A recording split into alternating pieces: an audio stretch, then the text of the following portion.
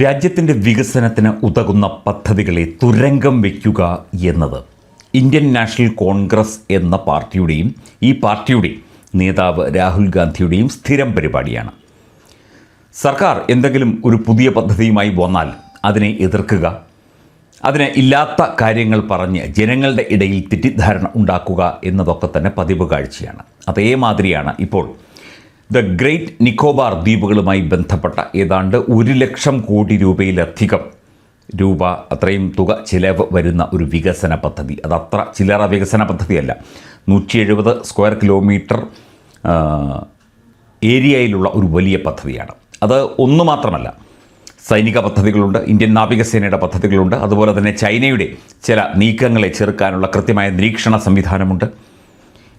ഇതിന് green tribunal അടക്കം ഇതിന് അനുമതി നൽകി. പക്ഷേ ഇതൊക്കെ തന്നെ പല രീതിയിൽ വൈകിപ്പിക്കാൻ ഇവർ ശ്രമിച്ചു. 2001 ആ ഒരു സമയത്ത്, അല്ലെങ്കിൽ 2002 നമുക്ക് ഈ പദ്ധതി തുടങ്ങാമായിരുന്നു. ഇപ്പോൾ ഈ പദ്ധതി സമ്പൂർണ്ണമായി പൂർത്തിയാക്കാമായിരുന്നു. പക്ഷേ പല കാരണങ്ങൾ പറഞ്ഞ് ഉദ്യോഗസ്ഥരെയൊക്കെ തന്നെ സ്വാധീനിച്ചും ഇല്ലാത്ത കാര്യങ്ങൾ പറഞ്ഞും ഇത് കോടതിയിൽ പോയും ഒക്കെ തന്നെ കോൺഗ്രസും രാഹുൽ ഗാന്ധിയും ഒക്കെ തന്നെ ഇത് മുടക്കാനും ഇല്ലാതാക്കാനാണ് ശ്രമിച്ചത്.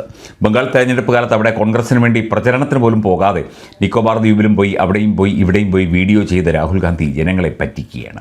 രാജ്യത്തിൻ്റെ വികസനത്തിന് ഉതകുന്ന പദ്ധതികളെ തുരങ്കം വയ്ക്കുക, ഇല്ലാതെയാക്കുക, ഇത് ഒരു അഭിമാന പദ്ധതിയായി ഇന്ത്യ ഗവൺമെൻറ് കൊണ്ടുവരുമ്പോൾ, വിവിധ വകുപ്പുകളെ ഏകോപിപ്പിച്ച് കൊണ്ടുവരുമ്പോൾ അതിനെ തകർക്കാൻ ശ്രമിക്കുന്ന നെറികെട്ട തരംതാണ രാഷ്ട്രീയം കളിക്കുന്ന, അല്ലെങ്കിൽ ചൈനയുടെ അച്ചാരം വാങ്ങി ചൈനയ്ക്ക് വേണ്ടി, മറ്റ് രാജ്യങ്ങൾക്ക് വേണ്ടി ഇവിടെ ഇരുന്നു കൊണ്ട് ജനങ്ങളെ പറഞ്ഞ് കബളിപ്പിച്ച് പറ്റിച്ച് സർക്കാർ സംവിധാനങ്ങളെ ഇല്ലാതെയാക്കാൻ ശ്രമിക്കുന്ന രാഹുൽ ഗാന്ധി, താങ്കളൊരു ഒരു വിഡ്ഢിയാണോ, ഒരു പൊട്ടനാണോ, അതോ ഒരു രാജ്യദ്രോഹിയാണോ? ഇതൊക്കെ ജനങ്ങൾ ചോദിച്ചുകൊണ്ടിരിക്കുകയാണ്.